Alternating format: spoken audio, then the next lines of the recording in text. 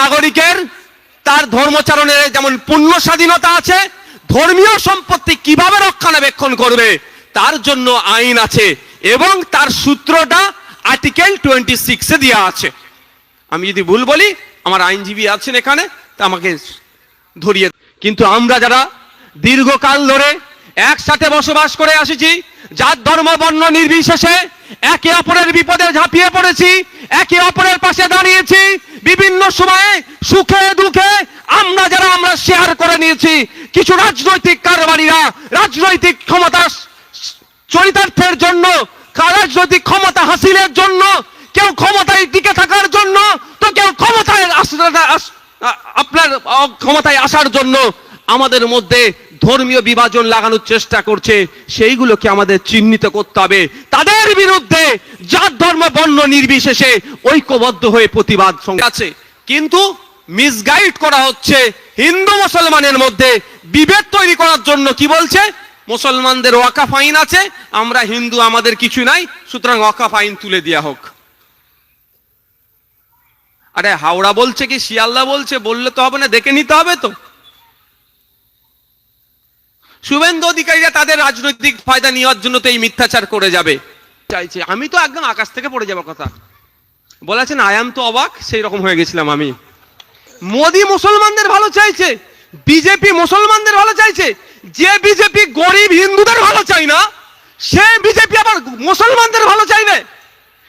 একমাত্র বিজেপি পুঁজিপতিদের ভালো চায় না, আপনার পাড়ার রাম কাকার ভালো চাই না, আপনার পাড়ার রহিম কাকার ভালো চাই। যে গরিব এদের ভালো চাই না, পুঁজিপতিদের ভালো চাই। সেই বিজেপি মুসলমানদের ভালো চাইবে? ওই আইনটাকে আমি একটু পড়লাম, আইন তখন বিল ছিল, বিলটা পড়ে দেখি তো কি ব্যাপার, এরা কি বলছে।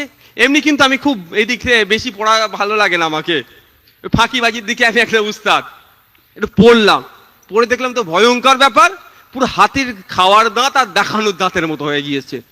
দেখাচ্ছে, বলছে খুব ভালো করে মুসলমানদের ভালো হবে, মুসলমান মহিলাদের ভালো চাইছে, মুসলমান সমাজের মহিলাদের মধ্যে যারা আপনার ডিভোর্সি বা যারা বিধবা তাদের ভালো চাইছে, মুসলমান গরিবদের ভালো চাইছে, মুসলিম শিশুদের ভালো চাইছে। আমি তো অবাক হয়ে গেলাম, একটু পড়ে দেখলাম, আমি অবাক যে কি রে ভাই, ভালোর নাম করে কি লেভেলের মাছ দিচ্ছে।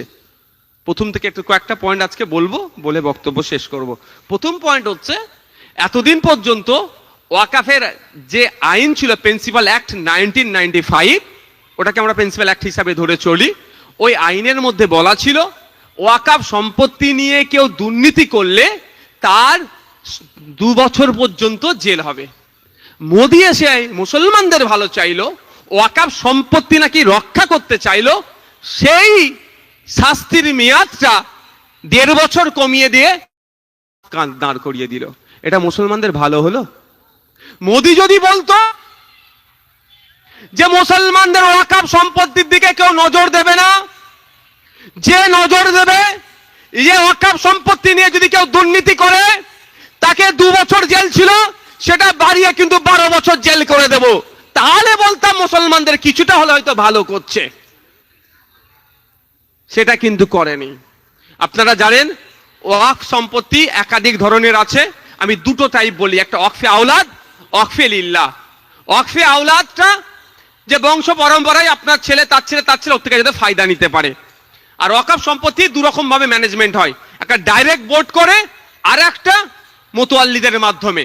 তো যেটা মোতোয়াল্লিদের মাধ্যমে হয়, সেই সম্পত্তি থেকে যে রেভিনিউ আসে বছরের শেষে 7% ওয়াকফ বোর্ডে যায়।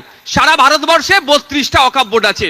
ওই ওয়াকফ বোর্ডে যে বোর্ডগুলোতে গিয়ে জমা হয়, ওই বোর্ড থেকে মুসলিম মহিলাদের বিবাহের জন্য আর্থিক সহযোগিতা, বাচ্চাদের পড়াশোনার জন্য সহযোগিতা, ছেলেদেরকে স্বাবলম্বী করার জন্য, এমপাওয়ার করার জন্য 0% ইন্টারেস্টে লোন দেওয়া, এই ধরনের কাজগুলো হওয়া দরকার ছিল। মমতা ব্যানার্জির আমলে এসে সব ধয়ে ধ্বংস করে দিয়েছে, লুটে ফুটে খাচ্ছে। এবার আসা যাক, ওই যে 7% রেভিনিউ এসে জমা হতো, সেটা মোদিজি সেটা বাদ দিয়ে 5% দাঁড় করিয়েছে। বলুন 100 টাকায় আগে 7 টাকা জমা হতো, এখন 5 টাকা জমা হচ্ছে। তাহলে ওয়াকফ বোর্ড দুর্বল হচ্ছে না শক্তিশালী হচ্ছে? একটু জোরে বলুন ভাই। তাহলে মোদিজি যদি 7 টাকার পরিবর্তে 7% পরিবর্তে 14%, 14% যদি বলতো যে আগে 7 টাকা জমা হতো ওয়াকফ বোর্ডে, এখন 14 টাকা জমা করতে হবে, তাহলে অন্তত বলতে পারতাম যে মোদিজি মুসলমানদের ছেলে মেয়েদের ভবিষ্যতের কথা ভেবে ওয়াকফ বোর্ডে বেশি করে টাকা আসুক, ওই টাকা দিয়ে মুসলিম গরিব ছেলে মেয়েদের পড়াশোনা, মহিলাদের বিবাহের জন্য বা আরো যে ওয়াকফ বোর্ডের যে ক্রাইটেরিয়া আছে, তা গাইডলাইন আছে, তার মাধ্যম দিয়ে কাজ করবে। সেটা করেনি। আমার আগের বক্তায় সামিন্দা একটা কথা বলছিলেন, ওয়াকফ বাই ইউজার, এটা ভয়ঙ্কর একটা কথা। এখানে যারা আছেন আপনারা যারা আছেন, আপনাদের এলাকার লোকাল কবরস্থান যারা আছে, 100 বছরের পুরাতন কবরস্থান আছে নিশ্চিতভাবে, আছে তো? 100 বছরের ঈদগাহ আছে, 200 বছরের মসজিদ আছে না? কিভাবে আছে? কাগজ কিন্তু আপনি দেখাতে পারবেন না, আমি দায়িত্ব নিয়ে বলতে পারি, দেখাতে পারবেন না। কারণ ওয়াকফ বাই ইউজার মৌখিক দান করেছে। কি হয়েছে? আপনার দাদু একটু জমি জায়গা বেশি ছিল, কবর দেওয়ার জায়গা ছিল না গ্রামের মানুষের, আপনার দাদু দয়ালু ছিল, গ্রামের মোড়লদেরকে ডেকে বলে দিল ওই বাঁশতলার জায়গা পাড়ে যে আমার 5 বিঘা জায়গাটা আছে আজকে গ্রামের মানুষের। আপনার দাদু দয়ালু ছিল, গ্রামের মোড়লদেরকে ডেকে বলে দিল ওই বাঁশতলার জায়গা পাড়ে যে আমার 5 বিঘা জায়গাটা আছে, আজকের পর থেকে তোদেরকে বলে দিলাম, অফ করে দিলাম, আল্লাহ রাস্তায় দিয়ে দিলাম, গ্রামের মানুষ ওখানে কবর দিবি। সেই থেকে তো কবর দিয়ে দিয়ে দিয়ে দিয়ে আসছেন আপনারা। এটা ওয়াকফ বাই ইউজার। মসজিদ একইভাবে, মসজিদ দূরে আছে, নামাজ পড়তে যেতে অসুবিধা, জায়গা নাই, জমিদার হতে পারে বা দয়ালু হতে পারে, আমার এইখানে এই 10 কাঠা জায়গাটা দিয়ে দিচ্ছে আল্লাহর রাস্তায়, তোরা মসজিদ করে নামাজ পড়, আমার বংশ পরম্পরায় কেউ এটা ক্লেম করবে না, ওয়াকফ বাই ইউজার হয়ে গেল। এটা ওয়াকফ বাই ইউজার। সারা ভারতবর্ষে 8 লক্ষ একর ওয়াকফ সম্পত্তি আছে, তার মধ্যে 4 লক্ষ একর, প্রায় 50% সম্পত্তি ওয়াকফ বাই ইউজার। এটাই মোদির বন্ধু শিল্পপতিদের নজরে পড়েছে। কলকাতা, আহমেদাবাদ, ব্যাঙ্গালোর, তারপরে তিরুবনন্তপুরম, দিল্লি, মহারাষ্ট্র, বিভিন্ন শহরগুলোতে দেখুন, সেই শহরগুলোর যে প্রাইম প্রপার্টি আছে 10টার মধ্যে 3টি আপনি ওয়াকফ সম্পত্তি পাবেন, আর 3টের মধ্যে 3টি ওয়াকফ বাই বা 2টো ওয়াকফ বাই ইউজার আছে। ওটাই মোদির বন্ধুদের নজরে পড়েছে, ওই সম্পত্তিটা আমার লাগবে। তো কিভাবে হবে? একটু আইনটা ঘুরিয়ে দাও, ঘুরিয়ে সম্পত্তিটা কলমে দখল করে নাও, এই ধান্দা। তাই ওয়াকফ বাই ইউজারটাকে এইরকম ভাবে ওরা অমিট করেছে। এবার আপনাদের বলি, আপনার আমার দাদুরা যখন ওয়াকফ বাই ইউজার যেটা করেছে, মৌখিক দান করেছে, এটা সংবিধানের মধ্যে আছে না সংবিধানের মধ্যে বাইরে? বলুন। সরি, আইনের মধ্যে না আইনের বাইরে? Indian evidence act 1872,